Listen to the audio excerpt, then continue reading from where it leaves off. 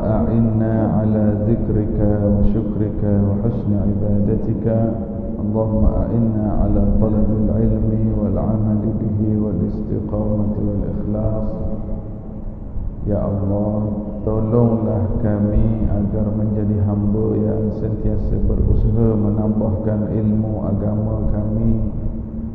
Ya Allah, tolonglah kami agar menjadi hamba yang sentiasa beramal dengan ilmu yang kami belajar dengan penuh ikhlas dan istiqamah. Amin ya rabbal alamin.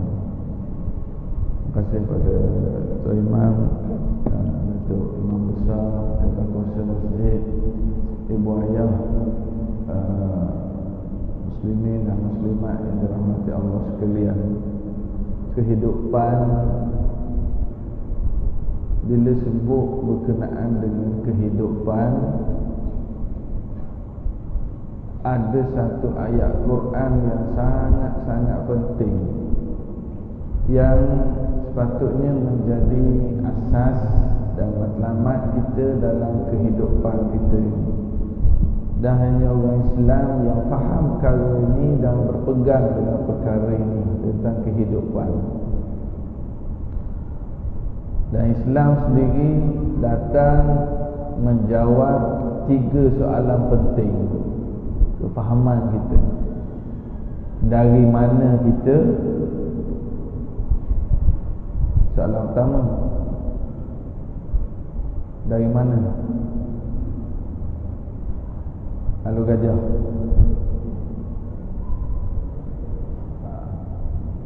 Kelebang. Ada 3 soalan penting Islam. Dari mana kita? Soalan kedua, untuk apa kita berada di atas muka bumi ini? Dan soalan ketiga, Ustaz janganlah tanya gini, ceramah dah lah, jangan tanya. Kita orang panggil suruh ceramah, jangan tanya-tanya. Sebab kita biasa tanyalah ustaz, jadi ustazlah tanya. Islam hadir menjawab jawapan. Dari mana kita? Apa tujuan kita ada atas muka bumi ini? Dan soalan ketiga, ke mana kita nak pergi? Dan jawapan itu hanya ada dalam Islam. Lengkap jawapannya. Dari mana kita? Dalam Quran hari ini, saya alhamdulillah masa belajar degree dulu, kami ada satu subjek mukjizat saintifik dalam Al-Quran. Kita belajar ayat-ayat Al-Quran berkait dengan proses kejadian manusia, dari benih lelaki, dari benih perempuan, ovum, campur sperm, jadi zygote, jadi embrio, jadi fetus. Proses, stages, ilmu janin. Orang zaman sekarang sebut ilmu embriologi secara khusus, umumnya lagi biologi. Kami belajar ayat-ayat Quran dan hadis-hadis Nabi yang cerita proses-proses kejadian manusia. Jawab dah soalan, dari mana manusia? Tanya agama lain, mana ada dia tegang dengan jelas tentang kejadian manusia. Bagi contoh senang tuan-tuan, saya bagi contoh mudah aja sikit. Kita baca ayat Iqra bismi rabbikal ladzi khalaq,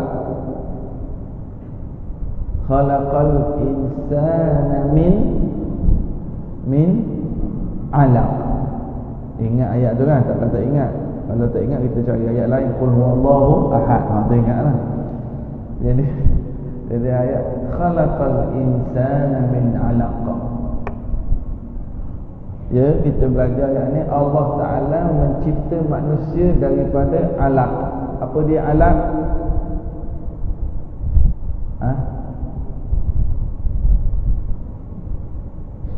Tanya lagi Ustaz. Alaq, kalau kita biasa tengok, Allah mencipta manusia dari seketul darah beku. Disebut gitulah, seketul daging, seketul darah beku. Kami belajar dulu, alhamdulillah, kaji perkataan alaq. Khalaqal insana min alaq. Kaji alaq. Dalam bahasa Arab, literally. Dari segi bahasanya, alaq ada 3 makna. Bahasa Arab alaq ada 3 makna.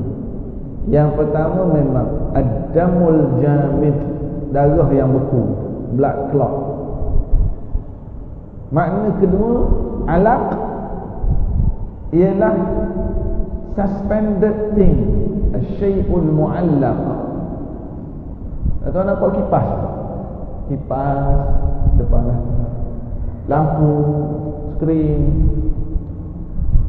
suspended, sesuatu yang tergantung. Bahasa Arab dia panggil asyai'ul mu'allaq, sesuatu yang tergantung di dinding. Itu juga makna alaq dalam bahasa Arab. Yang pertama tadi makna darah beku, yang kedua makna sesuatu yang tergantung di dinding, alaq.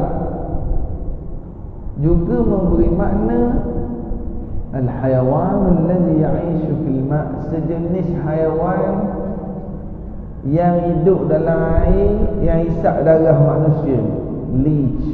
Leech apa leech? Lintah. 3 makna. Lalu kita buka kamus Arab, dari segi bahasa 3 makna alaq. Jadi macam mana Allah Ta'ala kata khalaqal insana min alaq? Allah mencipta manusia daripada alaq. Yang mana satu Ustaz? Benda tergantung ke, darah beku ke, ataupun lintah? Kami belajar Pak. Ada seorang profesor, dekan fakulti dekan pakar dalam bidang human development, pakar dalam bidang ilmu embryologi. Nama dia Profesor Keith Elmore daripada Universiti Toronto. Toronto ni Melaka ke Negeri Sembilan? Di Kanada sana. Jadi Profesor Keith Elmore, bila dia dengar penjelasan the human creation, penciptaan manusia ini, Quran sebut kataan alaq ada 3 makna. Dia berlari ke Jabatan Zoologi Universiti tu, zoologi ni. Lalu tadi makna leash, tadi makna lintah kan.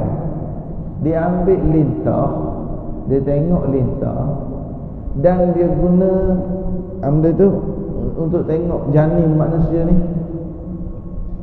Sperm. Tahu sperm? Orang Terengganu panggil sperm. Mikroskop. Dia guna mikroskop, dia tengok embrio ni dalam janin ibu masa mengandung. Tengok gambar ni secara fizikal seperti lintah. Ingat tak masa kita belajar dulu SPM, saya masa SRP, PMR, kan kita belajar kan gambar macam lintah tu. Dan memang dia ambil gambar fizikal macam lintah. Dan kalau lintah tadi kata sifat dia makan apa? Darah. Bila orang perempuan mengandung, cantum sperm dengan ovule, dia akan bentuk zigot, akan bentuk embrio. Sumber makanan masa tu apa dia? Dia makan daripada darah. Sebab tu orang perempuan tak keluar haid mengandung. Dia orang tersebut it's obtain its nutriment. Dia ambil makanan itu daripada darah. So Syak, lintah duduk kat mana? Atas pokok ke atas batu? Hidup dia dalam air. Maka embrio tadi masih duduk dalam kandungan ibu, bila dalam janin dia, orang perempuan mengandung ni, dia ada cecair yang jadi absorber. Ibu-ibu dipanggil benda ni kalau dalam kandungan ni, masa dia nak salin tu dia pecah tu dulu. Air ketuban. Dia ibu-ibu air ketuban dia pecah. Bapak-bapak tak pecah-pecah ketuban dia. Dia besar, makin besar dia tak pecah ketuban kalau ayah-ayah. Kalau mak dia pecah ketuban. Orang medik panggil amniotic, cecair amnion. Kita panggil cecair ketuban. Janin tadi ada amnion, cecair amnion. Embrio tadi duduk dalam air, lintah hidupnya dalam air, syak darah. Fizikalnya, sifatnya. Profesor Keith Elmore tadi kata, oh exactly. Lepas tu tengok pula makna blood clot tadi, darah beku. Memang dalam tempoh alaq ini dia panggil tidak berlaku blood circulation. Darah tak gerak lagi masa peringkat ni, dia darah tak mengalir lagi masa tu. Dan memang darah beku. Accurately, ya, kena dengan perkataan dalam Quran. Satu lagi makna apa tadi? Suspended thing, yang tergantung. Memang embrio ini dia duduk kat mana? Dia duduk tergantung di dinding uterus dekat tiub fallopian. Oh, belajar sains pula malam ni. Kata kuliah maghrib. Dia dekat janin perempuan, dia ada dua tiub fallopian dia panggil. Dekat situ dia ada dinding uterus. Jadi masa janin ni memang dia duduk tergantung di dinding tersebut. Suspended, dia tergantung. Sadaqallah. Sadaqallah. Bila ayat ni turun? 1400 lebih tahun yang lalu. Khalaqal insana min 'alaq. Lebih detail lagi dalam surah Al-Mu'minun. Satu mudghah, 'alaqah, 'alaqah, mudghah. Satu-satu kejadian manusia. Profesor Keith Elmore ni, buku dia, nama tajuk buku dia The Developing Human. Jadi silibus di Perancis, di Amerika, di UK, mana-mana dia masukkan poin ni dalam buku. Bahawa, dan dia kata maklumat ni macam mana Muhammad boleh tahu. Macam mana Muhammad boleh tahu perkara ni, sedang kami baru jumpa perkara ni dalam 5-60 tahun ni. Sedangkan zaman Muhammad tu mana ada mikroskop. Zaman Muhammad mana tahu tentang proses kejadian manusia. Allah Ta'ala sebut dahului ilmu Quran ini. Banyak lagi sebenarnya tuan-tuan tentang kejadian manusia. Ayat-ayat Quran yang hebat cerita tentang fizikal manusia ni. Saya nak sebut satu ni sebagai contoh. Ni ada live ke ni? Oh, live Facebook. Oh, Facebook masjid. Ada orang tengok lah tu. Assalamualaikum. Aduh. Yang tengok live nak pesan 4 perkara. Yang pertama, tolong beritahu dari mana. Yang kedua, tolong beritahu suara saya ni clear ke tidak. Sebab kalau tak clear, admin akan injas. Yang ketiga, tolong tekan butang share supaya manfaat ilmu lagi ramai orang dapat. Berapa dah pesan? Yang keempat, kena rajin datang masjid juga. Jangan tengok live Facebook saja. Dia biasanya orang yang tengok live ni, kadang dia on the way balik, jalan jam, dia tak sempat nak datang tengok live. Orang perempuan yang uzur, dia tak nak datang masjid, dia tengok live. Ini teknologi sekarang, alhamdulillah. Ada yang sakit duduk kat hospital, warden duduk dalam ward, tak ada nak datang, dia tengok live. Besar pahala orang yang buat live ini, insya-Allah boleh sampai dakwah dari jauh. Cuma kita kena rajin juga. Datang masjid ni dapat pahala datang masjid, dapat pahala iktikaf. Dah niat iktikaf ke belum ni? Dia baru niat. Dapat pahala niat iktikaf. Ibu-ibu dah niat iktikaf, niat macam mana? Usolli. Niat bahasa Melayu dia senang. Saja aku iktikaf 2 rakaat. Tak payah 2 rakaat. Saja aku iktikaf dalam masjid ni kerana Allah Ta'ala. Dapat pahala dah duduk. Jadi yang datang masjid boleh bersilaturahim, dapat pahala dalam majlis ilmu. Okey, saya nak sebut satu lagi. Tak apalah, dah sentuh tentang yang kita kata saintifik, i'jazul ilmi, mukjizat saintifik sikit lagi. Dalam satu conference pada tahun 1980-an dulu, 82 di Arab Saudi. Conference ni, seminar yang menghimpunkan ulama-ulama Islam, doktor-doktor Islam dan juga pakar-pakar sains, doktor bukan Islam. Mereka berkumpul masing-masing present paper di Arab Saudi, di Riyadh. Jadi masa tu guru saya dah masih hidup lagi sekarang, Syekh Abdul Majid Az-Zindani. Dia ni seorang farmasis, pakar dalam bidang farmasi, dan dia banyak kaji ayat Al-Quran dan hadis Nabi. Dia pun attend hadir seminar tu. Dia jumpa seorang pakar dalam bidang anatomi. Nama dia Profesor Tajeson. Agak-agak orang mana? Melaka tu Pulau Pinang. Dia Dean of Faculty of Anatomy, Chiang Mai University, Thailand. Profesor Tajeson ini dia pakar dalam bidang kulit. Pakar. Jadi syekh saya ni, dia pergi jumpa profesor ni.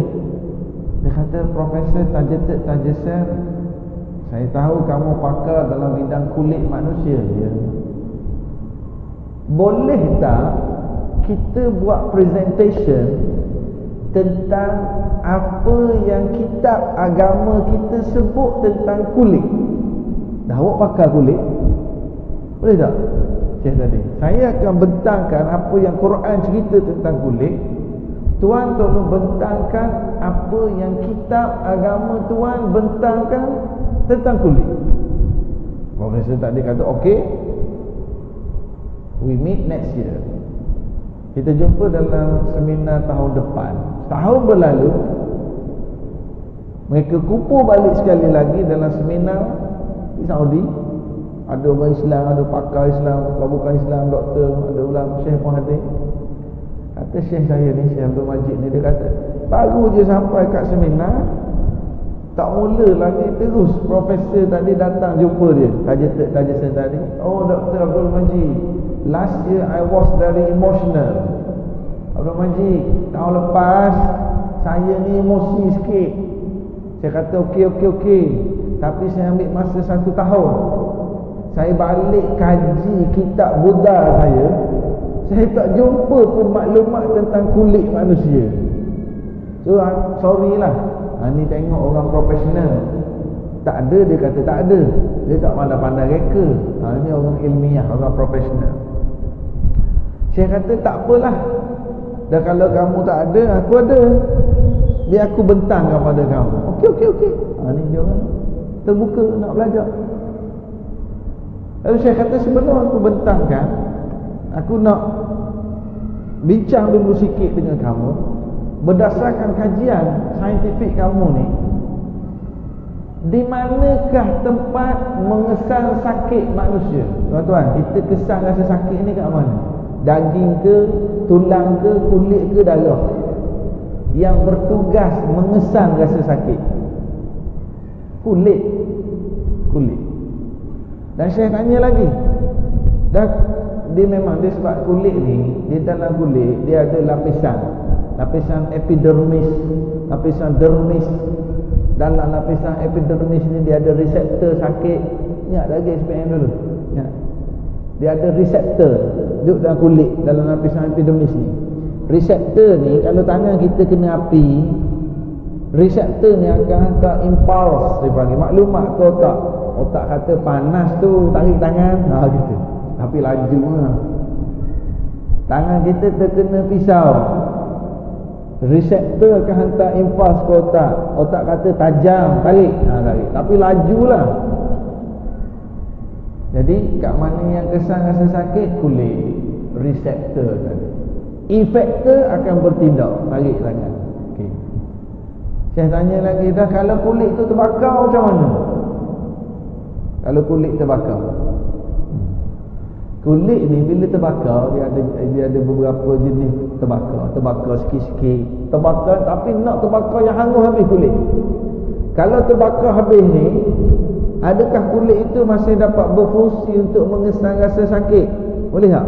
Mana terbakar habis dah, epidemis tak ada syak, terbakar tu dah. Boleh kesan rasa sakit tak? Tak boleh. Tuan-tuan tak percaya, balik terai bakar sikit kawasan ni. Bakar hangus tu sentuh sakit tak? Dia tak boleh detect. Dia tak boleh detect. Jadi profesor tadi kata betul, bila terbakar hangus mana boleh detect dah. Syekh kata, bila kamu jumpa tentang kulit gini kalau terbakar tadi? Oh tu, dah 50 tahun kami dah explore, dah jumpa inilah faktanya. Ini memang sah. 50 tahun.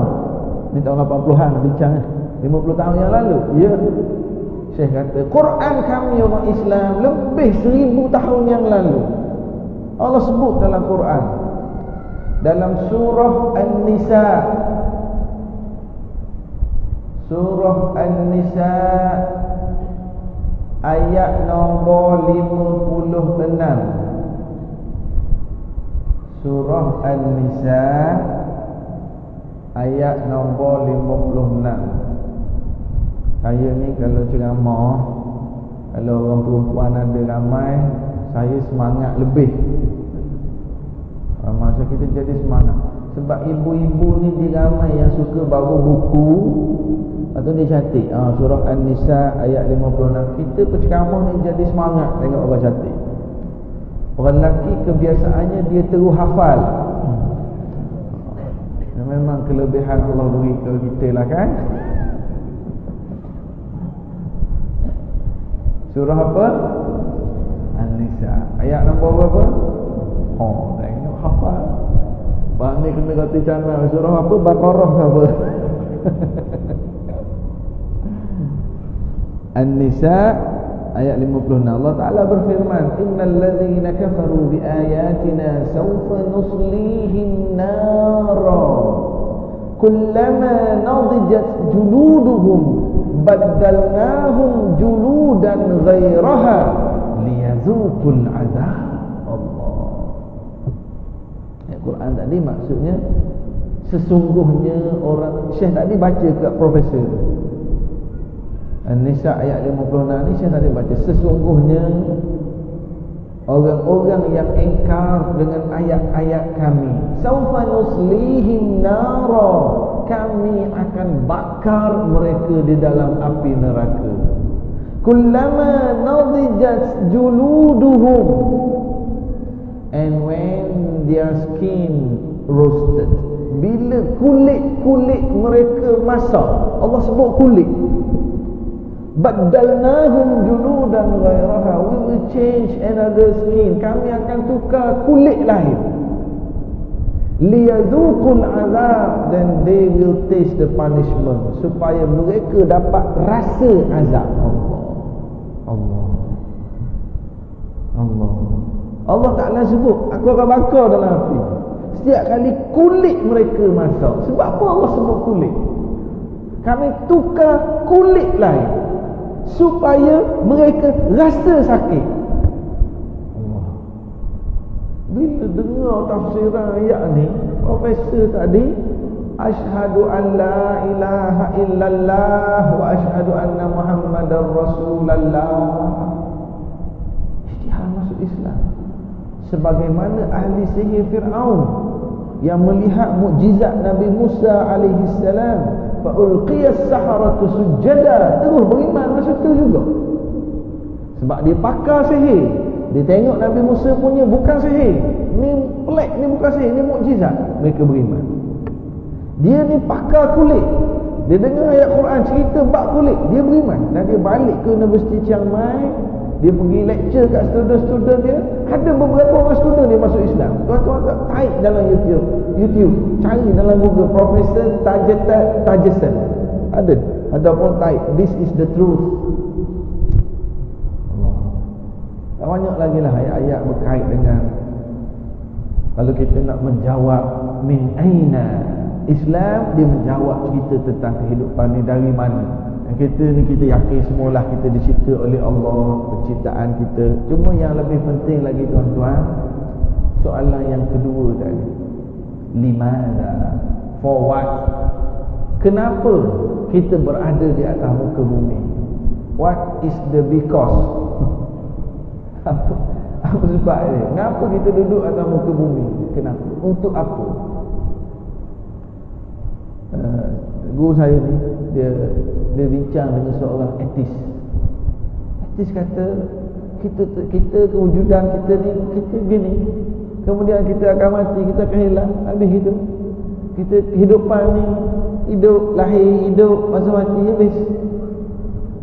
Untuk apa? Orang etis ni.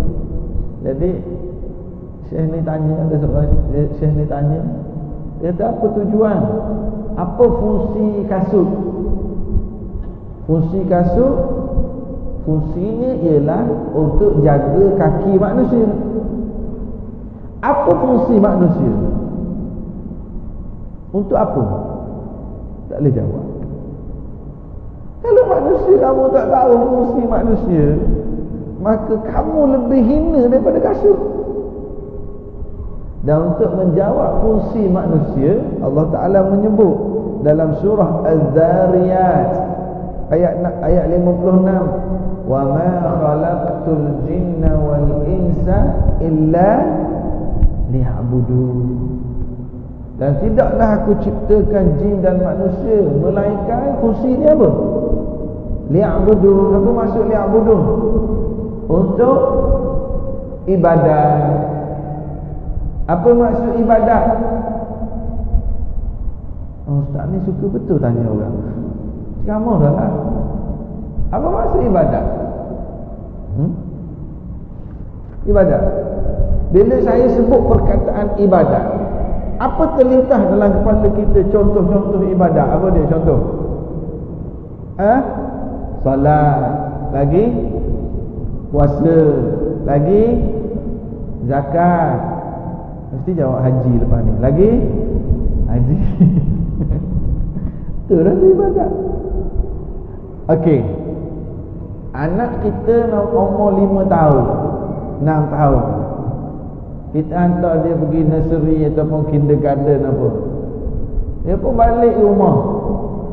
Abah, kita tanya dia, belajar apa ini? Dia jawab, Ustazah kata ajak belajar bab ibadat. Tapi Kak Long tak faham lah abah, mama, ibadat. Ibadat tu apa? Kita nak tengok apa anak itu? Ayat Quran kata, wa ma khalaqtul jinna wal insa illa liya'budun. Tidak aku ciptakan jin dan manusia melainkan untuk beribadat padaku. Tadi min aina, dari mana, selesai dah jawab. Soalan nombor 2 ni yang penting. Limadha? Kenapa? Apa fungsi kita duduk atas muka bumi? Untuk ibadat, Ustaz. Ibadat tu apa? Ni anak kita hak 5 tahun tanya, 6 tahun. Apa? Ibadat apa? Ibadat tu sembahyang. Tu je ibadat. Jadi okey, hidup kita sehari ada berapa jam? 24 jam. Kalau ibadat tu sembahyang je, ataupun campur dengan puasa sebulan, setahun, campur dengan zakat sekali setahun, campur dengan haji sekali sama hidup. Jadi adakah kita telah melaksanakan fungsi ibadat? 24 jam kalau sembahyang. Kita sembahyang berapa rakaat sehari? 14 ke 15? 14 ke 15? Ada baru nak kira tu. 1, 2, 4, 14 ke 15? 17 betul. Kalau sebut 15 tu subuh dia suspend sikit. Dan kalau 15 rakaat, katakanlah 2 minit, 2 minit serakaat, setengah jam. Cepat sangat 2 minit tak? 4 minit. Atau kalaulah kita kira semayang kita ni, berapa minit sekali semayang? 5 minit lah, 10 minit lah. Baik sikit. Orang Melaka ni baik-baik, dia zikir, dia besar-besar, panjang-panjang. 10 minit lah. Dan kalau 5 kali semayang baru 50 minit. 24 jam. Takkan 50 minit je fungsi kita ni liya'budu. Allah Ta'ala kata, hei manusia, tidak aku ciptakan jin dan manusia kecuali untuk ibadat. Dia kata semayang yang tiap-tiap hari. Tak apalah, Ramadan ambil puasa pula, itu pun siang saja. Sebulan campur 50 minit sehari. Tapi sehari dah 24 jam. Adakah kita benar-benar melaksanakan fungsi ibadat kita? Pisau kalau digunakan untuk mewarna kertas, okey tak guna pisau? Apa jadi pada kertas? Koyak. Pensel warna digunakan untuk makan cah kuih tiaw, taklah asam pedas. Pensel warna mana boleh. Dia dicipta untuk fungsi dia begini. Kasut kita guna sebagai kopiah, boleh? Tak boleh. Nak kasut ni fungsi dia jaga kaki, kopiah kat kepala. Pensel warna untuk mewarna, pisau untuk potong ikan sayur. Itulah fungsi dia akan jadi hasil air. Dah kita fungsi untuk ibadat. Kalau 50 minit je sehari, adakah kita utilize? Adakah kita ni berfungsi dengan betul? Dah 24 jam, takkah kita nak ibadat 24 jam, Ustaz? Boleh tak tuan-tuan ibadat 24 jam? Kalau nak kata tak boleh, fungsi kita untuk ibadat, cerita kehidupan. Kalau nak kata boleh, nak buat macam mana? Nak tahu buat macam mana, kena tahu ibadat tu apa maksud dia. Siapa dapat jawab betul, saya beri air sebotol malam. Apa maksud ibadat?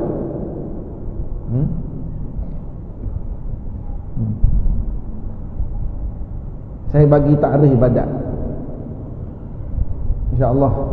Yang saya duk cari memang dapat jumpa takrif ni memang jami' mani'. Simple, short dan merangkumi semua.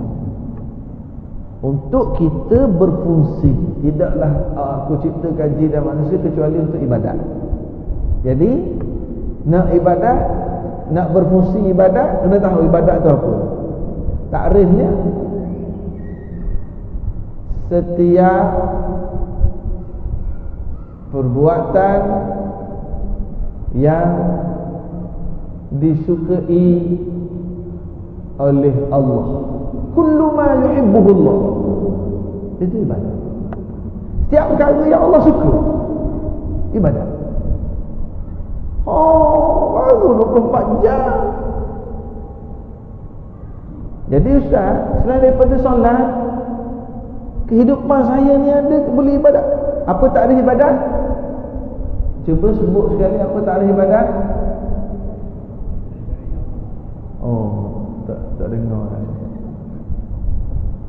Apa takrif ibadat?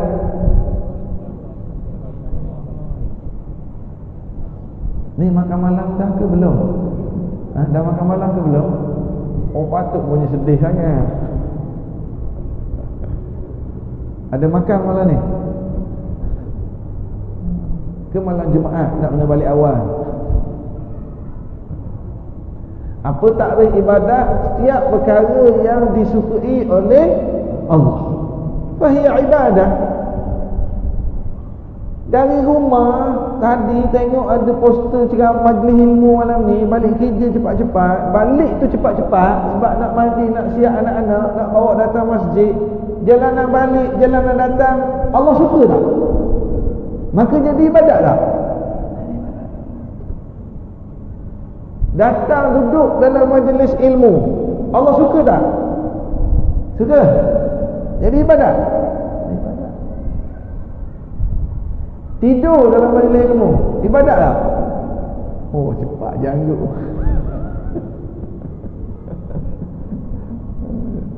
Belakang lagi sebab ibadat. Macam mana nak faham tidur? Dia tahu ada majlis ilmu, dengar, nak datang belajar, tapi dah letih. Malam tadi anak demam, baru siang pergi kerja pula letih. Janganlah ada majlis ilmu, aku nak datang juga. Datang ustaz baru 5 minit, dia dah lena dah. Dia tidur bukan, dia dapat pahala bukan sebab tidur.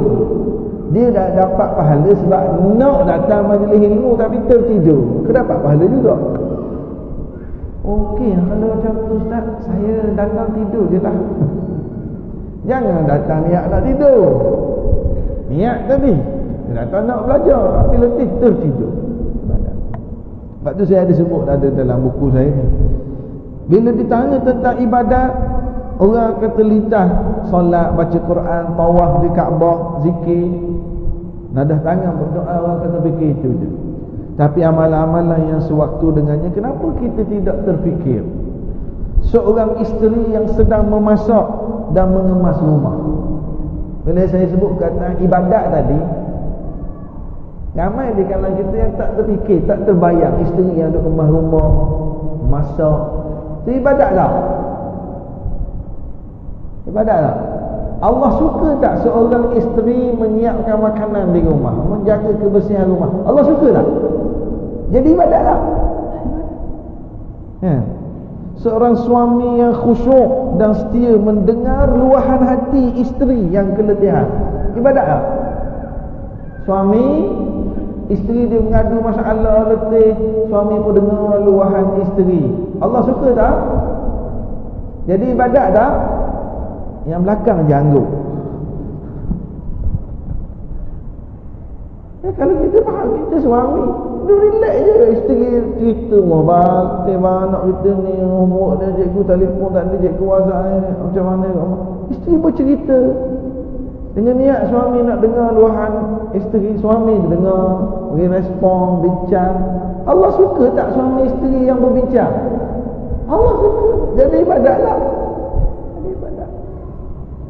Seorang pemandu yang menjalankan rutin hariannya mencari rezeki buat anak isteri, dia driver lori, driver bas, driver taksi, dia bawa lori pergi balik, niat dia nak cari rezeki untuk anak isteri. Allah suka tak? Jadi ibadat tak? Seorang ahli politik yang kesana sini mengatur langkah menghulu khidmat, niat kerana Allah, politik dia kerana Allah, nak cari pahala, jaga amanah, jadi ibadat. Seorang juruterbang yang membelah awan menuju destinasi dengan selamat, pilot, cari rezeki, jaga keselamatan passenger belakang. Allah suka tak pilot yang jaga cuma selamat? Allah suka, jadi ibadat. Saya kebetulan, alhamdulillah, buku kedua baru keluar, semangat duk baca ni tentang luah makna ibadat. Saya ingat saya datang masjid ni dulu bulan Februari tahun 2016. Masa tu buku sulung saya keluar. Saya kata tuan-tuan tolong doa lah, ada buku kedua. Dia alhamdulillah Januari 2018 ada buku kedua. Tapi buku kedua ni saya kerjasama dengan isteri. Dan isteri saya, kita buat buku Apa Khabar Hati. Biasa sebelum ni saya kerjasama dengan isteri, keluar anak. Kali ni keluar buku pula. Anak 4 orang dah, buku baru sebiji keluar. Jadi dah ni kita ada bincang sikit betapa luasnya makna ibadat tu. Saya duk sebut sikit, isteri masak, suami mendengar luahan hati isteri. Ada lagi lah kita sebut tentang macam mana kita berhadapan dengan suasana musibah, berdoa-doa untuk kita ambil muhasabah, untuk kita semangat. Dan kita sebut tentang penyakit ego, itu cerita lain lah. Tapi ni berkaitan tajuk kita malam ni. Jadi kita jelas makna ibadat. Makna ibadat ni terlalu luas, barulah kita boleh merealisasikan jawapan kenapa, apa fungsi kita berada atas muka bumi ini. Tugas kita untuk ibadat.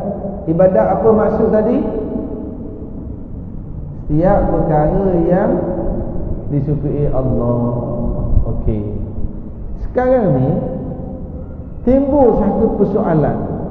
Macam mana kita nak tahu Allah suka atau tidak? Yang saya sebut tadi senang. Kemah rumah, masak, itu kita boleh jawab. Tapi masa kita berniaga, cara berniaga kita begini. Kita buat marketing begini. Ketika kita di pejabat, kita buat documentation ni, macam mana? Ketika kita kahwin, ketika kita dapat anak, ketika sedang sakit, macam mana kita di hospital, semua ni macam mana tindakan-tindakan hidup ni. Kita nak tahu perbuatan-perbuatan ni Allah suka ke tidak. Kita dengan jiran kita pakai kereta, kita tanam pokok, kita nak renovate rumah, ni Allah suka ke tidak? Macam mana nak tahu? Kena hadir majlis ilmu. kena dengar kuliah-kuliah. Jadi dalam kuliah-kuliah ni kita akan jumpa, oh aku orang bisnes, nak promosi macam ni, okey, promosi gini ada unsur-unsur tipu, tak boleh ni, Allah tak suka. Oh aku dengan jiran aku buat tanah pokok ni. Syak.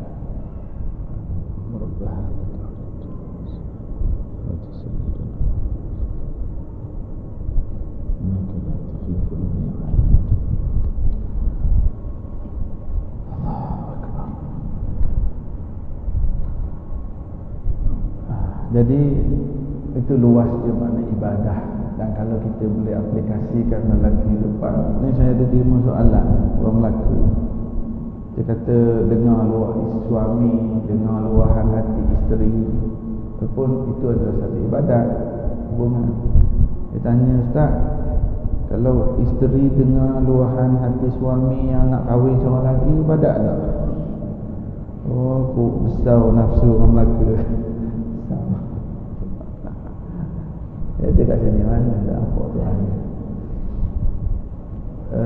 Jadi luas makna ibadat ni. Cuma bila kita nak praktikal, saya tanya, sebut dah tadi, macam mana kita nak tahu satu-satu ini Allah suka tidak, ini Allah suka tidak, itu kita kena belajar. Macam tuan-tuan duduk dari tadi, duduk ni Allah suka, duduk dalam majlis ilmu. Allah lagi suka kalau orang tu niat iktikaf. Macam mana yang Allah lagi suka? Duduk depan ke belakang? Duduk kat tiang ke jauh pada tiang? Allah suka. Tak, maksudnya kita nak belajar lagi, belajar. Jadi daripada belajar kita akan jumpa jawapan. Ketika kita berniaga, kita nak beli rumah, kita nak beli kereta, oh gini, oh pergi ke bank, isi borang. Dalam borang macam mana yang Allah suka? Borang mana yang Allah tak suka? Terlibat dengan riba, Allah tak isytihar perang. Rasulullah laknat terlibat dengan riba, Allah tak suka. Itu kena belajar. Okey, jadi kita fahamkan semua yang Allah suka itu ibadat. Dia ada dua syarat untuk mudah kita faham lagi tuan-tuan, nak jadi ibadat kerja buat kita. Sebab di sini barangkali ada pemandu lori, ada pemandu bas, ada orang yang kerja makan gaji di pejabat, ada orang yang buka kedai, ada yang kontraktor, ada yang trading, ada yang pencen. Ada semua tu kehidupan kita ni untuk jadi, nak convert jadi ibadat, supaya tidak hanya 50 minit ibadat. Ada orang dia buat niaga online, ada orang dia buka restoran, ada orang dia jual durian tepi jalan, pelbagai. Ada orang dia pandu pelancong, Melaka ni ramai pelancong. Ada orang dia buat homestay, dia buat hotel, pelbagai. Jadi macam mana dia nak jadikan semua itu ibadat? Ada orang dia jaga keselamatan masjid, ada orang dia suri rumah, ada orang dia nurse, ada orang dia cikgu. Jadi Ustaz, 24 jam ni 50 minit sembahyang, baki 23 jam 10 minit, macam mana saya nak convert dia jadi ibadat? Lagi senang kita nak kata kerja harian kita nak jadi ibadat. Dua syarat. Syarat pertama, niat yang betul. Termasuklah kalau adik-adik yang sedang belajar kat universiti, belajar kat college, belajar tu, pergi kelas tu, study tu, periksa tu, macam mana nak convert benda tu jadi ibadat juga. Dua syarat. Syarat pertama apa? Niat yang betul. Sebab apa saya tak sebut niat yang ikhlas? Ikhlas itu termasuk dalam niat yang betul. Niat yang betul. Mudah. Kita ambil contoh. Malam ni, kenapa datang masjid negeri? Niat apa? Ada orang niat majlis ilmu, Ustaz. Ada orang niat, lepas isyak ada makan kan? Ada orang niat, dia kata Ustaz TV datang nak tengok Ustaz. Kat TV nampak putih, kat luar gelap gitu je, nak tengok Ustaz. Ada orang niat, masing-masing dengan niat. Jadi niat kena betul. Apa maksud niat betul? Ikhlas. Niat yang betul. Pakcik, kerja apa? Mandu lori. Sebab apa mandu lori? Saya ada isteri, ada anak-anak. Saya tak ada sijil, tak ada kerja-kerja lain. Saya ada kemahiran bawa lori. Jadi kemahiran saya ni, saya dapat gaji bulan-bulan, dapat allowance. Inilah untuk saya, isteri, anak-anak pergi sekolah. Betul niat dia. Niat yang betul. Bang, kerja kat mana bang? Saya kerja kilang. Balik kerja kilang, saya jual burger malam-malam. Buat apa kerja kilang? Yang kerja kilang dia kosong. Saya kerja lain. Tak ada, dia tak ada kemahiran lain kat kilang. Dah tu jual burger pula malam-malam. Jual burger tu untuk tambah lagi income Ustaz. Tambah barang-barang mahal ni. Jadi saya nak tambah lagi. Sebab apa nak tambah income? Allah, anak makin ramai. Ustaz tahu anak saya setahun seorang. Dia banyak masa sikit kat rumah. Jadi jual burger ni kurang sikit masa, jadi kurang sikit productivity. Itu pun keluar juga awal tahun ni Ustaz. Yang keberapa dah? Baru yang ke-11. Jadi kena tambah rezeki. Sebab apa nak tambah? Ya lah Ustaz, kita pandai buat anak, nak beli pamper, nak beli susu, yang bang dia nak hantar sekolah. Betul tak niat dia? Betul tak? Betul. Niat dia betul. Tapi kita kata nak jadi ibadat, nak jadi Allah suka, kena dua syarat. Niat betul, tak settle lagi. Dia kira ada syarat kedua. Syarat kedua ni yang kadang-kadang ramai orang miss.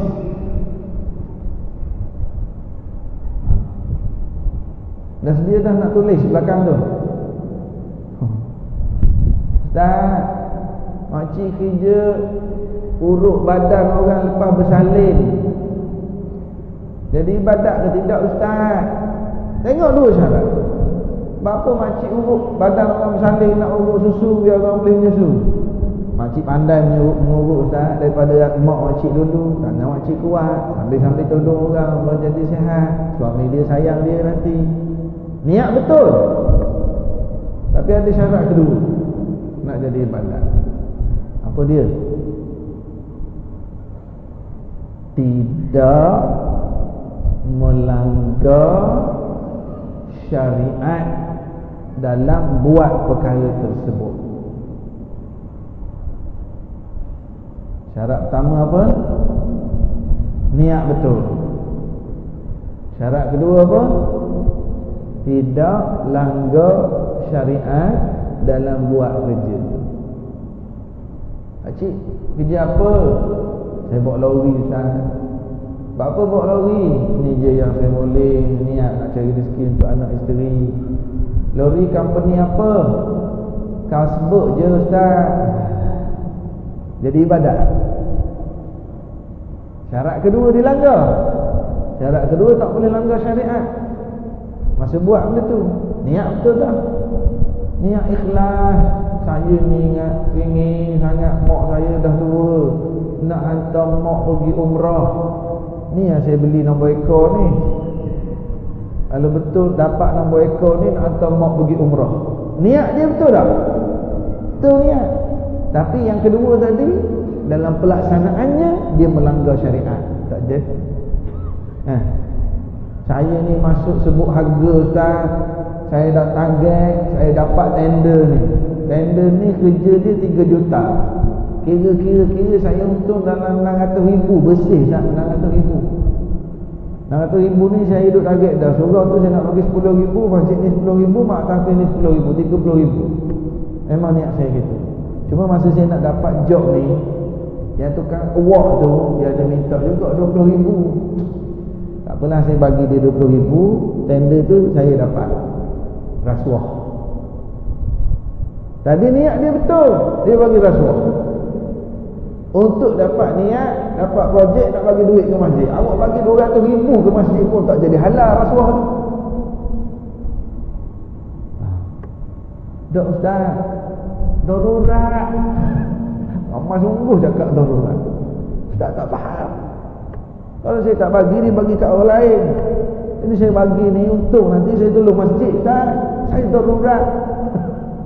Darurat ni kalau tak ambil projek tu mati tak?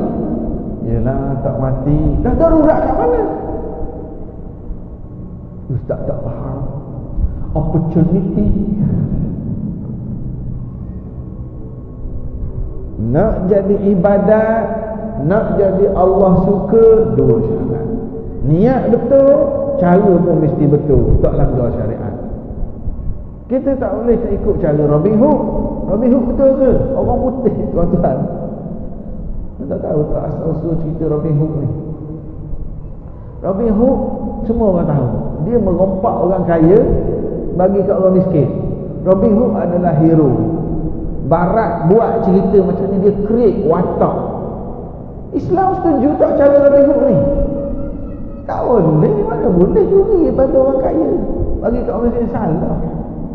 Sebenarnya Barat dia nak mewujudkan sistem percukaian. Dia nak buat cukai yang nak ambil duit daripada orang-orang kaya, dia nak bagi konon. Dia nak menghalalkan, dia nak mewujudkan tax sistem cukai. Jadi dia create watak Robin Hood. Robin Hood jadi hero, kononnya ambil duit daripada orang kaya bagi kat orang miskin.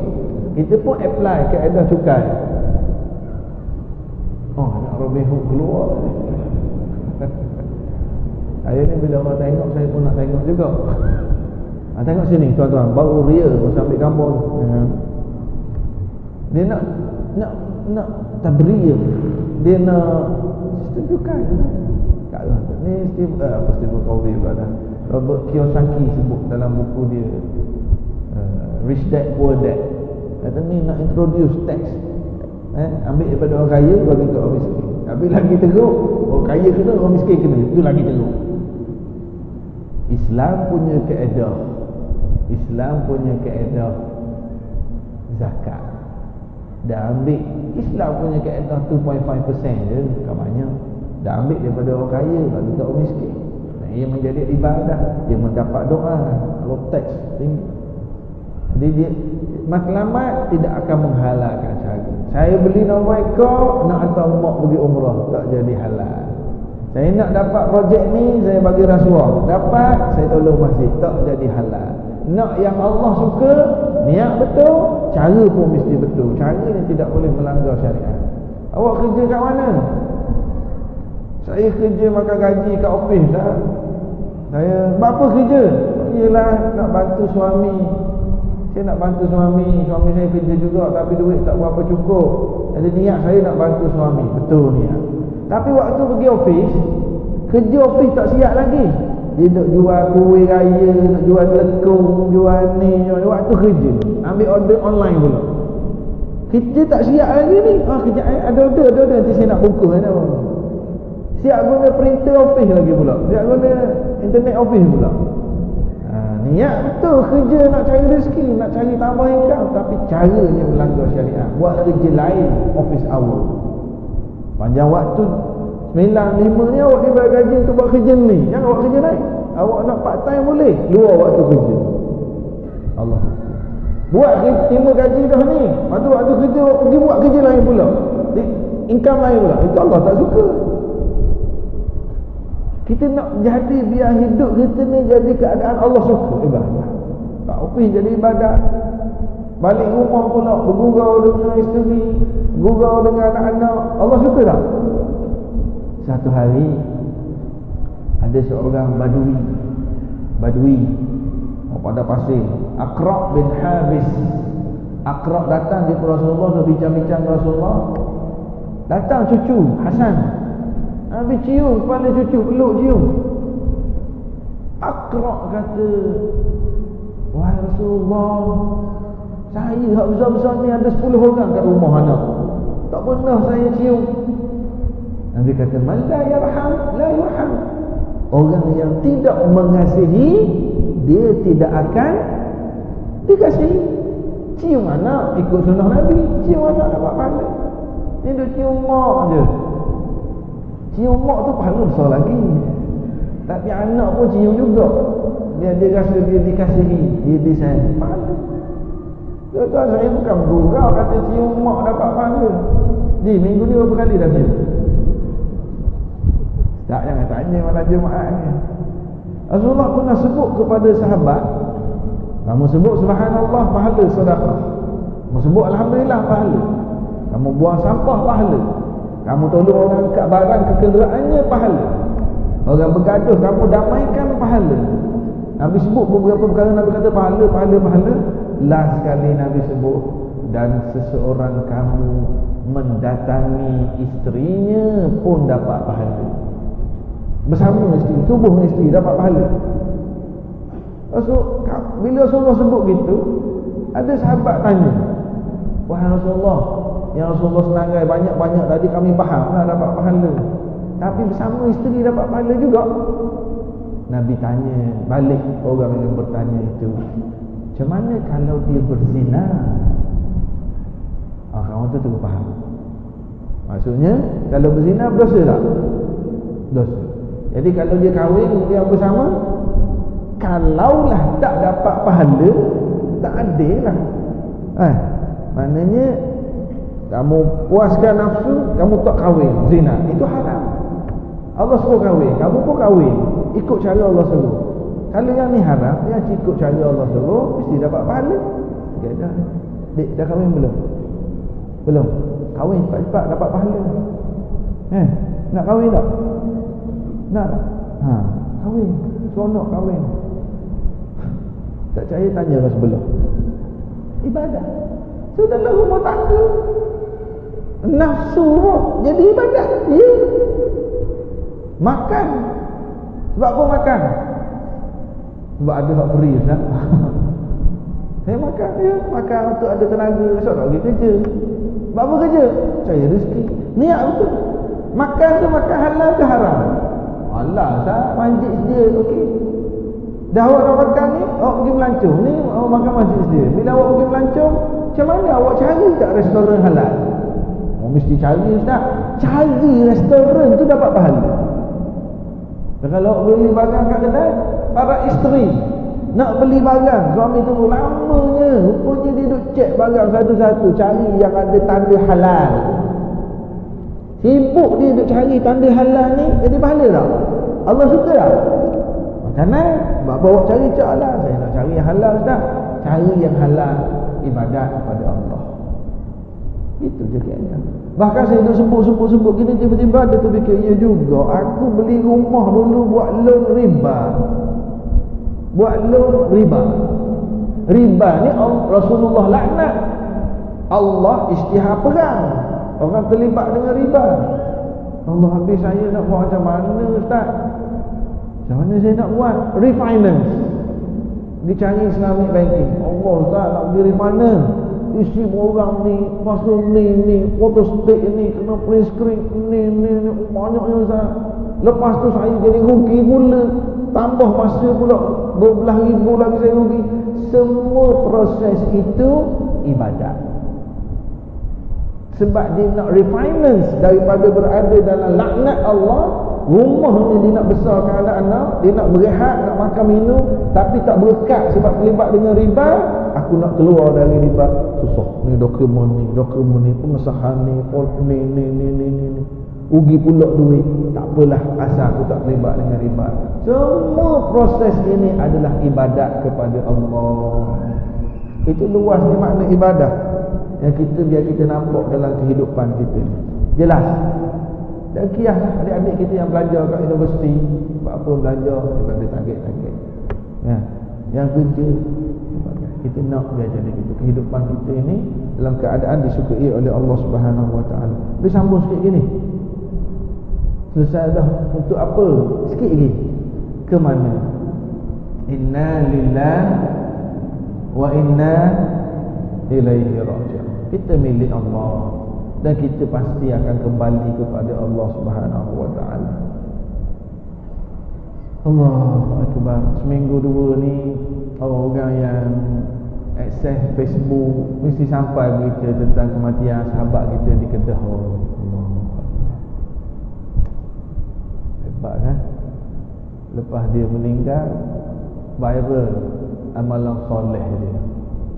Lepas meninggal, tersebar klik-klik video ceramah Ustaz Boni, Ustaz umur awal 30-an, tinggal anak cik lagi. Untung dia penerimaan pujian orang tu lepas dia mati. Kalau bahasa mulut jahat ni, bahasa mulut jahat kita, tak sempat nak riak. Itu bahasa teruk lah. Macam na'udzubillah, macam kita masa hidup ni kita duduk ceramah, viral video kita, orang puji kita hidup. Dia mati dulu baru betul-betul sebab orang puji banyak-banyak, dia settle lah. Allah. Beberapa tahun yang lalu, seorang anak remaja Ammar yang di Turki tu, orang Malaysia, anak muda, meninggal di Turki. Lepas dia meninggal, baru tersebar nama dia. Itulah, kita pun tak tahu macam mana perakhiran kita. Moga-moga Allah Ta'ala beri kekuatan pada kita untuk jadikan kehidupan kita ni ibadah. Kehidupan kita bersuka, kita main futsal, kita berniaga, kita pergi kerja, kita dengan isteri, kita dengan anak-anak, kita kat restoran, kita kat kilang, disukai oleh Allah, tidak tanduk kita. Dan kita mati pun kembali pada Allah dalam keadaan taat kepada Allah Subhanahu Wa Ta'ala. Cuma bila sebut bab mati ni, biasa orang tua lah yang mati dulu kan. Orang muda mati tak? Orang muda lambat lagi kan. Mati tak orang muda? Tu tak sebut tadi tu. Oh 32 meninggal. Apa dia buat? Amal soleh dia buat sekolah, pergi kuliah, pergi khutbah Jumaat. Orang tua mati, orang muda mati. Kita tak tahu. Mungkin tuan-tuan dulu, saya kemudian. Ya, ataupun mungkin saya kemudian, tuan-tuan dulu. Kita tak tahu kan, sebab kita tak cukup lagi amalan rasa. Astagfirullah, dosa banyak lagi. Amal soleh pun masih macam tak cukup lagi. Masuk sikit bab keazaman. Memang kata Ustaz, kehidupan tentang keazaman.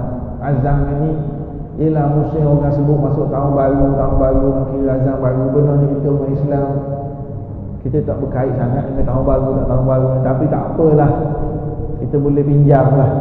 Sebab setiap kali masuk tahun baru bermakna umur kita semakin masuk tahun baru, umur kita bertambah ke berkurang?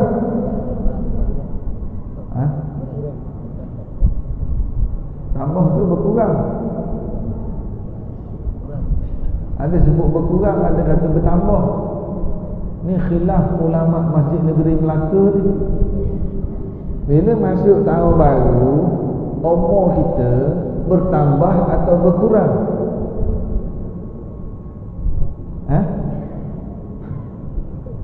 Umur yang mana? Yang dah lepas tu yang baki? Yang baki? Oh, yang baki. Yang ada kita umur berapa? 60. Oh, mana baki tu 60 lagi lah. Dah, umur tu yang dah lepas ke yang baki? Yang dah lepas.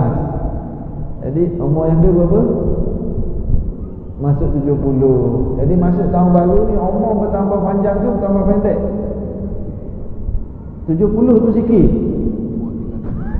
Ustaz tak jawab, pelik lah Ustaz. Yang pastinya masuk tahun baru, ajal kita semakin dekat. Umur tu tak tahulah yang lepas ke yang belum, tapi yang pastinya semakin dekat dengan kita tak tahu amalan kita. Dia ada perkara-perkara yang berlaku dalam kehidupan ini. Ya Ustaz, saya dulu sakit, saya susah hati masa saya sakit dulu. So hospital, jantung ada 2 wayar disumbat. Rupanya lepas saya masuk ward, lepas saya keluar hospital, saya jadi rajin datang masjid. Saya jumpa kawan-kawan baru. Alhamdulillah. Tak dulu saya kerja kat sini Ustaz.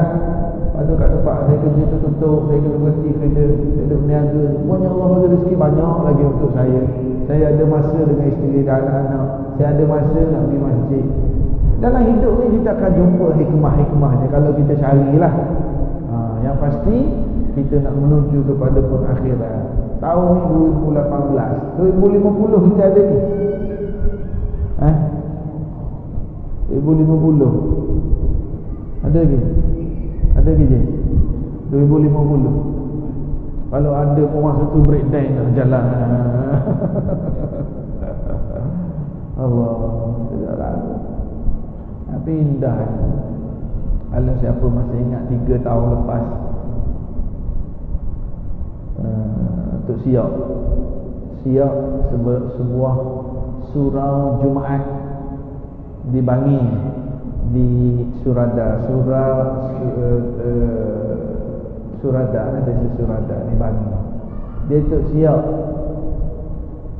dia meninggal ketika sedang sujud solat sunat selepas zuhur dalam bulan Ramadan.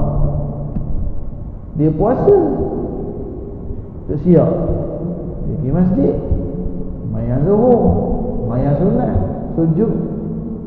Orang tengok lama tak bergerak sujud, orang pergi sentuh sikit terbalik, sejuk dah kaki. Allah. Tok Siak ni pergi masjid, dialah yang paling awal. Balik, dialah yang paling akhir. Gaji, dialah yang paling sikit. Tapi Allah pilih dia. Ya Allah. Kita semua mati juga. Ada orang mati tak hati hospital, ada orang mati tak hati rumah, ada orang mati aksiden, ada orang mati lemas, ada orang mati rumah dia terbakar, ada orang mati kapal terbang dia naik jatuh, ada orang mati jalan kaki orang langgar mati. Kita kata mati hospital, mati berjalan, mati dalam sungai. Dia mati dalam keadaan sedang sujud, mayang sunat, puasa. Allah. Kita pun tak tahu kita dekat mana ya. Nak tak kalau Allah pilih kita mati ketika sedang sujud solat? Nak tak? Nak tak? Nak tak kalau Allah pilih kita mati ketika sedang sujud solat isyak malam ni? Nak tak? Tak berapa angguk dekat sangat Ustaz. Banyak kita settle ni. Banyak kita settle ni. Tunggulah dulu Ustaz. Allah. Ya Allah. Tapi apa amalan kita? Amalan kita. Duit orang banyak lagi kita tak bayar hutang. Duit pusaka adik-beradik yang kita ambil senyap-senyap tak settle lagi. Nak bawa ke mana tu? Niaga. Saya lagi ada menipu kat pejabat, waktu tugas pejabat dia masih apa dia panggil mengulau. Betul tajwid dia, mengulau. Ada pejabat dapat gaji penuh, dia buat kerja lain. Isteri dia tipu lagi, dia pukul isteri dia, isteri pukul suami, sial suami, lawa cakap tinggi suara. Anak-anak dia tak semayang, dia buat tak tahu dia ayah. Dia pun kadang-kadang tengok bola tak semayang juga. Bagus. Anak perempuan dia dah 20 tahun lebih masih tak tutup aurat. Dia ayah. Nak jawab apa di hadapan Allah di hari akhirat? Itulah bila kita fikir tentang kehidupan, keazaman pada kita untuk elokkan. Saya nak sebut secara ringkaslah di ujung ni. Ada 3 perkara penting kalau kita ada tanam keazaman untuk elokkan, untuk jadikan kehidupan kita ni sebagai ibadat. Ada 3 perkara penting. Yang pertama, faktor penting untuk bantu kita istiqamah, untuk bantu kita tetap dengan keazaman kita ni. Nombor 1, mesti dengan panduan ilmu. Keywordnya ilmu, disuluh dengan ilmu. Siapa berazam, saya berazam Ustaz nak berhenti rokok, boleh sebut buat rokok? Ustaz rokok jangan cerita panjang sangat lah, tajuk lain pula. Dia isap rokok ni hebat, dia ada tali je. Bila kita kata rokok ni bahaya untuk kesihatan, Ustaz kawan saya baru mati, tak isap rokok pun mati. Itu bapak ugai mati, dia tak isap rokok Ustaz. Tak kata rokok ni bahaya kalau kita saja untuk isteri, untuk anak-anak. Ustaz tahu, saya nak isap rokok, saya keluar rumah. Depan anak isteri saya tak isap. Rokok ni membazir. Ustaz, saya bersedekah banyak pada ustaz lagi dah. Ustaz minggu ni berapa dah sedekah? Saya RM500 dah. Saya sedekah tuan. Dia ada jawapan. Jadi kita nak kata apa? Tunggulah masuk hospital jantung berlubang dulu, mati berhentilah. Azan. Memang ada kes. Ada seorang anak muda awal 40-an kolaps, bawa ICU, masuk ward, isap okok buat, isap okok dari sekolah rendah. Dia sambung puting. Kalau orang Terengganu pakai sambung puting, habis batang ni tak payah guna lighter, pakai api ni. Dia sedar. Doktor kata, saya minta maaf, awak ni muda lagi. Tapi saya terpaksa beritahu, jantung awak ni paling lama bertahan 3 bulan. Paling lama. Saya minta maaf, saya terpaksa beritahu. Awak 40. Tapi alhamdulillah tuan-tuan, orang macam ni Allah bagi lampu kuning dulu. Jadi pergi masjid, berhenti rokok, luar masa dengan anak-anak, main dengan isteri, sembahyang sunat, baca Quran, iktikaf. Alhamdulillah, Allah bagi lampu kuning, bersedekah, baca Quran. Cukup 3 bulan, tak mati dia. Pergi cek balik. Doktor cek. Doktor kata, saya nak minta maaf sekali lagi. Jantung awak ni memang ada masalah, tapi saya minta maaf, saya tersilap sikit baca result. Kalau awak jaga, mungkin dalam 8-9 tahun boleh bertahan lagi. Isap okok balik dia. Okok balik. Dia takkan kita nak tunggu lampu merah. Itulah kita manusia kan. Jadi nak panah azam, aku niaga tak nak tipu dah orang. Aku nak ambil masuk tender, masuk sebut harga, tak nak ulur dah. Dapat job dapat, tak dapat sudah, Allah nak bagi yang lain. Saya berazam tak? Dia kena ada 3 perkara untuk kita istiqamah. Yang pertama, biarlah kita buat itu berdasarkan ilmu dan kefahaman. Bukan sebab semangat, bukan sebab ikut-ikut orang, sebab ilmu. Saya faham ni dosa, saya tak nak buat. Saya faham kalau saya buat ni jadi tak berkat rezeki saya tak nak buat. Dengan ilmu. Satu. Yang kedua, ilmu ada dah. Untuk bantu kita istiqamah ni, kita duduk dalam circle mana? Kawan-kawan. Keyword dia kawan. Kalau Ustaz, saya azam dah, tahun ni belajar kat universiti, saya dah tahun 3 ni tak nak minggu dah. Assignment tak nak copy paste dah. Buat assignment copy paste. Tak nak dah main copy paste ni Ustaz. Saya nak buat sungguh. Sebab saya nak guna ilmu ni bila saya keluar ni. Saya tak nak isap rokok dah Ustaz. Mak saya kat kampung bagi duit, saya beli rokok. Tak ada dah. Step kedua, selepas pada ilmu, kena pilih kawan. Kawan yang macam mana? Nak berhenti rokok, duduk lepak dengan kawan yang isap rokok. Dia orang isap rokok ni, dia ada kelebihan. Dia kuat infak. Tak apa, rokok ambil rokok aku. Dia belanja rokok free. Kau nak berhenti dah rokok, ambil. Bagus infak ni. Dia duduk dengan isap rokok juga, isap rokok balik. Kalau duduk kawan dengan orang yang assignment dia copy paste, kita pun copy paste juga kan, senang siap. Kawan dengan orang yang selalu bunuh rasuah buat projek. Berkawan dengan orang yang kerja kat jabatan ni, orang datang asyik minta duit dengan orang. Borang cik ni biasa 3 bulan.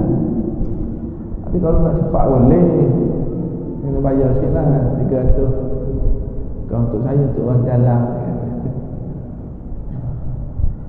Azhar aku tak nak buat dah, tapi duduk berkawan yang buat. Bos, saya baru dapat hari ni, minggu ni dah 3,000 dapat. Oh, dengar juga. Dah semua. Itu je kita.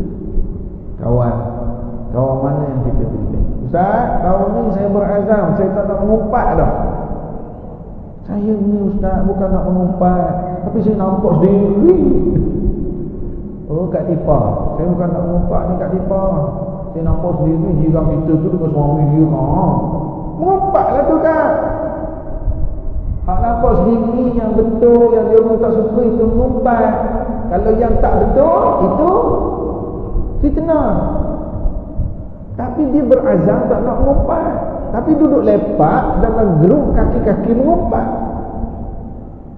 Tapi orang mengumpat ni bagus.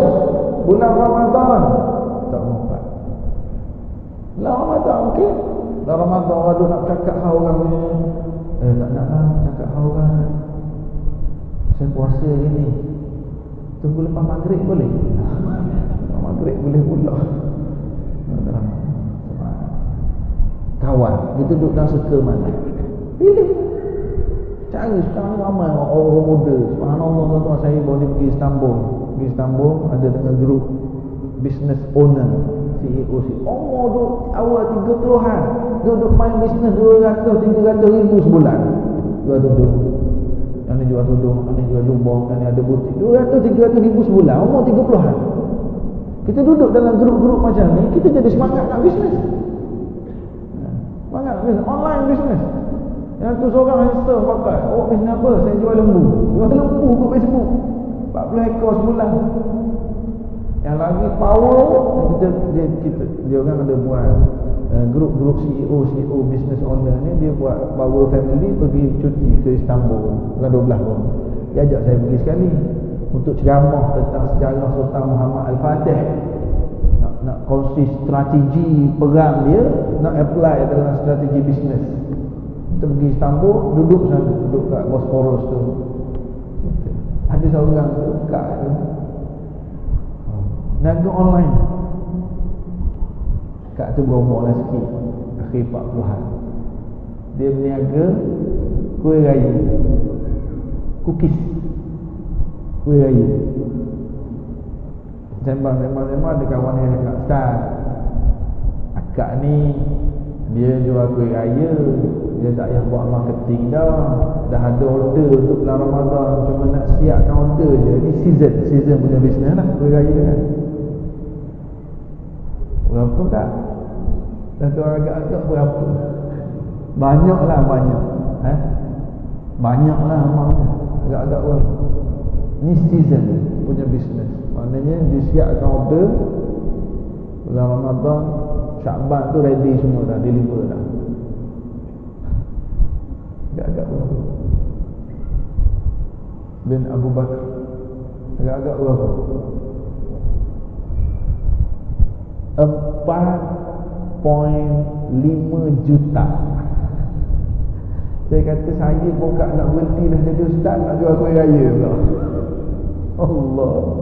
Dia ada lori deliver seluruh Malaysia kat Penang, Kelang. Tak maksud saya tadi, kita ni hidup, kita duduk dalam circle mana, kita berkawan dengan orang macam mana. Kita duduk dalam grup-grup orang semangat bisnes, orang nampak ada tuju, taklah bisnes. Duduk dalam grup orang duk mengumpat. Kita duduk dalam grup orang yang sibuk cari majlis ilmu, masjid ni, surau ni, forum sini, kuliah subuh sini, mengajar kita akan terpengaruh nak pergi dengar kuliah, nak habiskan usia-usia pencen ni. Dia lepas pencen nak duduk grup mana pencen? Grup main dam ke? Duduk dengar kuliah ke?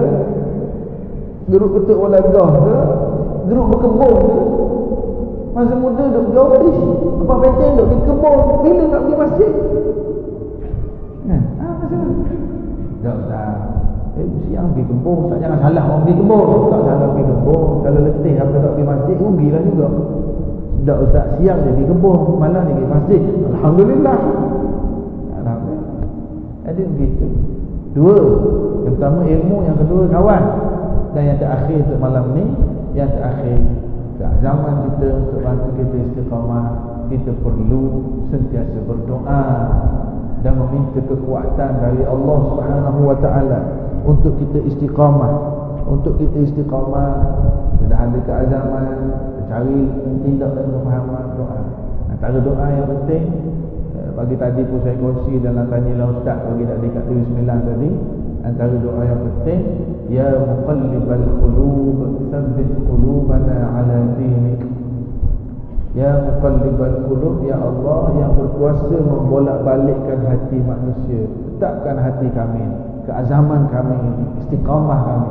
Boleh tak kita baca sekali ramai-ramai last ni? Boleh tuan-tuan? Yang doa makan tu kita baca lepas isyak nanti. Yang ni doa supaya kita boleh tetap dengan keazaman, kita boleh istiqamah. Saya baca, sila ikut. Ya muqallibal qulub. Buat macam orang makan malam dah sekali. Ya muqallibal qulub tsabbit qulubana ala dinika wa ta'atika. Sekali lagi, ya muqallibal qulub tsabbit qulubana ala dinika wa ala ta'atika. Maksudnya, ya muqallibal qulub, ya Allah yang berkuasa membolak-balikkan hati manusia. Tsabbit qulubana ala dinika, tetapkan hati kami ya Allah. Baru ni berjaya dah 3 minggu dah berhenti seokok ya Allah. Mari isyak balik, jumpa kawan lama, jumpa kat Facebook, ajak keluar minum, seokok balik. Ya muqallibal qulub tsabbit qulubana ala dinik. Ingat waktu kerja tak nak menulau dah. Ada pula kawan nak belanja makan free asam pedas, luar pula. Tak nak. Ya muqallibal qulub, ingat tak nak mengumpat dah tahun ni. Tapi topik best pula tadi. Ya muqallibal qulub, kita perlu kekuatan dari Allah Subhanahu wa taala. Sebab kita kan ada kalanya kita okey dah ni, tapi tiba-tiba langgar balik.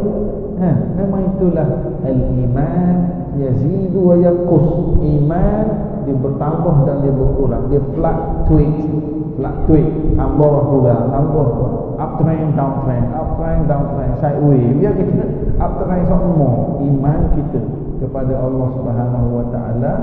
Moga-moga kita pergi menghadap Allah dalam keadaan redha, dalam keadaan kita faham kenapa, dari mana kita, kehidupan ni apa tujuan kita duduk atas muka bumi ni, dan ke mana tempat kita nak tuju. Tahu dah apa persiapan yang kita buat ke tempat yang kita tuju itu dengan penuh istiqamah kepada Allah Subhanahu wa taala. Yang terakhir sekali lagi, alhamdulillah saya nak ucap terima kasih. Saya beberapa kali datang masjid ni, ramai jemaah masjid negeri Melaka ni. Belum-belum ni saya duduk kongsi, ajak amal makanan-makanan sunnah tu.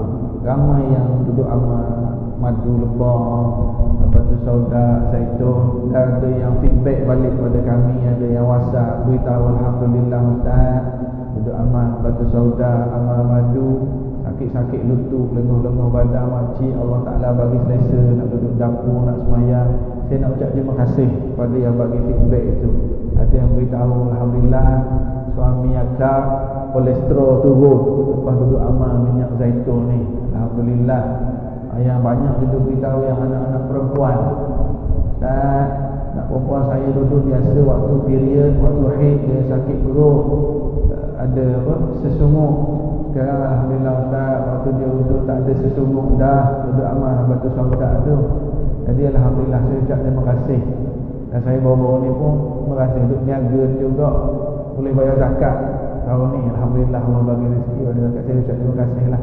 Kita pun kata ginilah, untuk bulan Januari ni kita bagi hadiah, bagi free kepada orang yang duduk amal, yang orang beli batu sauda, zaitun ataupun beli madu, kita bagi hadiah yang biasa kita jual RM40, yang 120 kapsul kita bagi free gift lah pada orang yang duduk beli, duduk amal. Moga-moga amalan itu lagi tersebar. Yang cerita eczema, baby ada eczema, batu sauda tu dia gunting je kapsul, dia sapu kat tempat eczema tu, Allah Ta'ala bagi kesembuhan. Dan saya baru ni di Damansara, Allahu Akbar, tak pernah terfikir kita ada seorang makcik, anak saudara dia ada masalah sis dalam rahim ni. Dia dulu awal-awal dulu masa period sakit sesungguh tu lah. Lepas lama-lama sesungguh tak ada sis pula. Dia kata cubalah amal madu, batu sauda dan minyak zaitun, tapi kena istiqamah dan dia ambil masa yang lama. Lepas 2 bulan dia datang jumpa saya, dia kata, Ustaz, istiqamah amal alhamdulillah sis mengecut, tapi tak habis penuhnya lagi, mengecut. Dia kata alhamdulillah, kita niatlah nak amal apa yang Nabi anjur, dan kita niat nak dapat pahala, nak sihat gitu. Saya ada, macam saya sebut tadi lah, saya ada baru macam biasa kat sebelah semua, nampak agak ramai orang malam ni, setakat yang ada je lah. Moga-moga dapat amal. Dan yang saya kata buku saya dengan isteri tadi tu, Apa Khabar Hati pun ada saya bawa sikit, kok ada yang rasa nak cuba amalkan. Doa lah pula, dia ada buku yang ketiga pula, insyaAllah. Mana tahu 2016 dulu ni, 2018 umur 20 pula kot, insyaAllah. Sebab kita rasa kita mati, kita tinggal, adalah kalau ada orang baca buku ni, moga-moga orang manfaatkan ilmu, dapat juga kita tumpah pahala, insyaAllah. Wallahu a'lam bissawab. Sekadar itu, tak datang dah. Assalamualaikum warahmatullahi wabarakatuh.